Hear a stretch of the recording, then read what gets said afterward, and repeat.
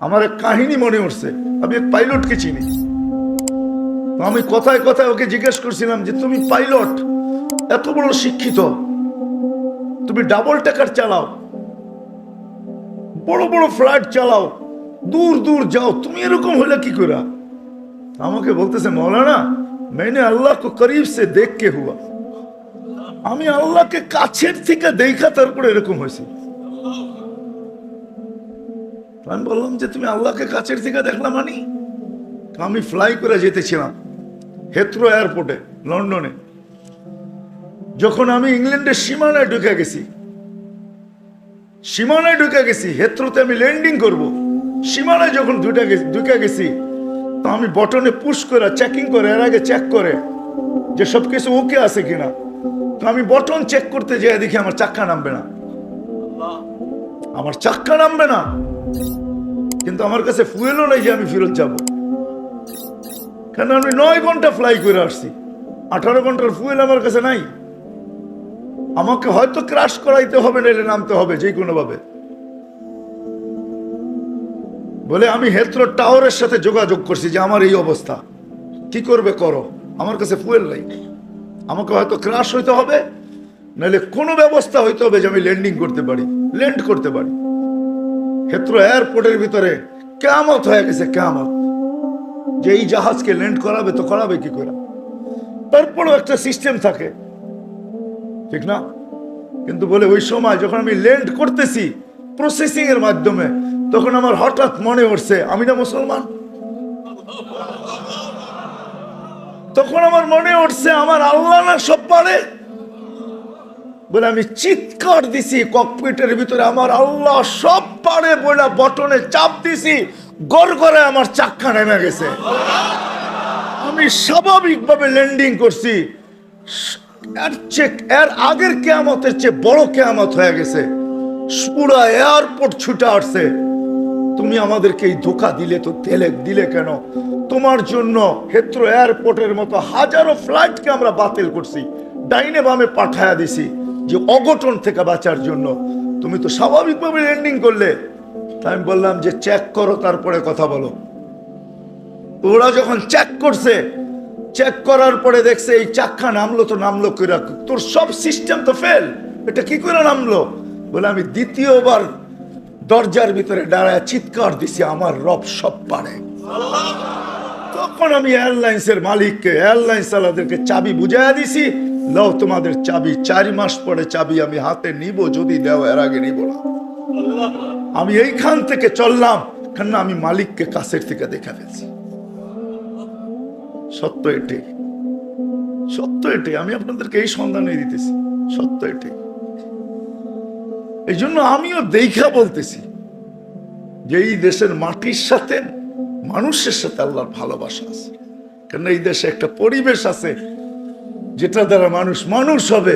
এত মসজিদ দুনিয়ার কোথাও নাই, এত মাদ্রাসা মক্তব দুনিয়ার কোনো দেশে নাই, এত হক্কানি আলেম দুনিয়ার কোনো দেশে নাই, এত আল্লাহওয়ালা গলি গলি দুনিয়ার কোনো দেশে নেই। জড়বো তো? যুবকরা কি বলে? আমি কি বুঝাইতে পারলাম? হ্যাঁ, মানুষ বানায় নিয়ে যাও, ইনশাআল্লাহ মনের স্বাদ আল্লাহ জান্নাতে মিটাবে। আমাদের মালিক শুধু মনের স্বাদ মিটাবে না, বরং আমরা যতটুকু স্বাদ রাখবো এর চেয়ে 10 গুণ বেশি স্বাদ আল্লাহ আমাদের মিটায় দেবে। আমাদের মালিক বড় মালিক, আমাদের আল্লাহ বড় আল্লাহ। হ্যাঁ, আমাদের মালিক বহুত বড়, যেটার বর্ণনা দিয়ে শেষ করা যাবে না। কত বড় আমাদের মালিক, সব রাখা আছে। যুবক, একটু সহ্য করো। হ্যাঁ, দুর্গন্ধময় জায়গা দিয়া যাইতে কারো কাছে রুমাল না থাকলে যেরকম নাক চাইপা ধরে আর দ্রুত পার হয়, ঠিক এই ছোট জীবনটাকে এইভাবে পার করো, 4 জিনিসের সাথে সংযুক্ত করা। ইনশাআল্লাহ তুমি ওই যুবক হইয়া ফিরবে। আমি আজকে এক জায়গায় বলতেছিলাম যে ওই আমার মনে হয়, আমি বলি যদি ওলামা আমার উপরে আঙ্গুল না উঠায়, তুমি ওই যুবক হইয়া ফিরবে। আল্লাহর রহমতের আঁচলের নিচে তোমাকে রাখবে। যেরকম মা সন্তানকে আঁচলের নিচে রাখে, আল্লাহ তার রহমতের আঁচলের নিচে তোমাকে রাখবে, ওই যুবক হয়ে ফিরবে। করবো তো পাক্কা? সবাই কি করব? মসজিদে সময় দিব, দিনী মাদারেসের সাথে নিজের সম্পর্ক জুড়ব, হক্কানি আলেমদের সাথে সম্পর্ক জুড়ব, হক্কানি আল্লাহওয়ালাদের সাথে নিজেদের সম্পর্ক কি জুড়ব, নিজেদেরকে বাঁধবো, চার জায়গার সাথে বাইদা রাখবো। যত বেশি দিতে পারি তত উপকৃত হব, তত তাড়াতাড়ি হবে। কিছু মেশিন আছে, কিছু সিস্টেম আছে, হ্যাঁ কিছু সিস্টেম আছে তাড়াতাড়ি হয়, কিছু সিস্টেম আছে স্লোলি হয়, ঠিক না? আস্তে আস্তে হয়, সময় লাগে। আবার কিছু আছে কি খুব দ্রুত হয়। ইনশাল্লাহ যত বেশি সময় দিব তত বেশি আল্লাহ আমাকে মানুষের মতো, মানুষ তত দ্রুত গতিতে বানাবে। চার ক্ষেত্রের সাথে নিজেকে নিজে চুরি। এক, মসজিদ, সময় পাইলেই মসজিদে ঢুকি।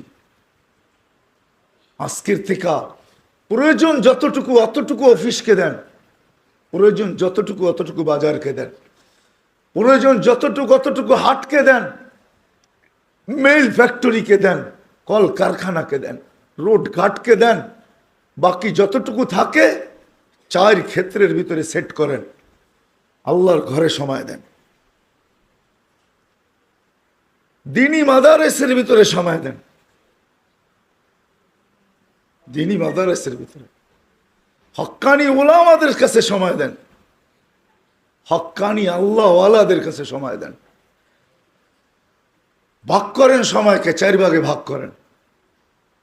ইনশাআল্লাহ বললাম না, 99 ভাগ 99% ইয়াকিনি, হ্যাঁ 100ও বলা যায় যে মানুষ হিসাবে আল্লাহর কাছে ফিরব।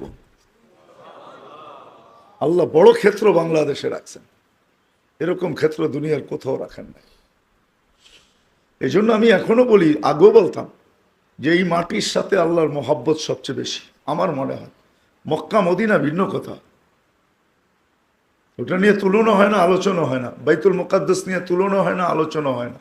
তিনটা বিলকুল ভিন্ন। এটাকে আবার জুড়ে দিয়েন না আমার কথার সাথে। বাকি দুনিয়ার ভিতরে এই মাটির সাথে আল্লাহর তাআল্লুক বেশি আমার মনে হয়, মহব্বত বেশি। যার কারণে সারা দুনিয়া সিগন্যাল দেয় বিপর্যয় হবে, আল্লাহ বলে হবে না, এটা আমার মহব্বত আলা মাটি। এই জন্য এই দেশে কোনো বিপর্যয় হয় না। সারা দুনিয়া সিগন্যাল দেয় বিপর্যয় হবে, এমন হবে, তেমন হবে, এটা হবে, সেটা হবে। আল্লাহ বলে সময় বলবে কি হবে, হবে না। হয় নাই 2 বছর করুণায় কিচ্ছু হয় নাই, কোনো বিপর্যয় হয় নাই, হয়েছে নাকি? হ্যাঁ, এতটুক ছোট একটা দেশ, অসচেতন প্রত্যেকটা মানুষ। এখানে তো কিয়ামত হওয়ার কথা ছিল, ঠিক না? হ্যাঁ, কোভিড-19, ডেল্টা ভেরিয়েন্ট, ওমিক্রন, কোনো বিপর্যয় হয়নি। ভূমিকম্প আসে, আমার মনে হয় কাঁপায়া যায় না, ধাক্কা খায়া ফিরা যায়। ওটার ধাক্কাই আমাদের একটু অনুভব হয়। আমি মনে করি, আপনারা কি মনে করেন জানি না, আমি ভাবি, এটা নিয়ে খুব ভাবি, সারাদিন ভাবি যে বাংলাদেশে 8.7 ভূমিকম্প, কোনো বিপর্যয় নাই। দুনিয়া বলতে পারবে না 8.7 ভূমিকম্প আসছে, বিপর্যয় হয় নাই। বলুক দেখি আমেরিকাওয়ালারা, বলুক দেখি কানাডাওয়ালারা, বলুক দেখি ইউরোপ, বলুক দেখি জাপান, উন্নত থেকে উন্নত দেশ বলুক, আমাকে যুক্তি দিয়া বুঝাক। ওই থেকে আমি ভাইবা নিছি না, এখানে ভূমিকম্প আসে না, এখানে ধাক্কা লেখা রিপিট যায়। ওই যে ধাক্কা লাগছে ওইটা আমাদের অনুভব হয়, বিপর্যয় হয় না। এই মাটির সাথে আল্লাহর মহব্বত, এই মাটির মানুষের সাথে আল্লাহর মহব্বত, বড় মহব্বত। আপনারা কাছের থেকে দেখেন কি দেখেন না জানি না,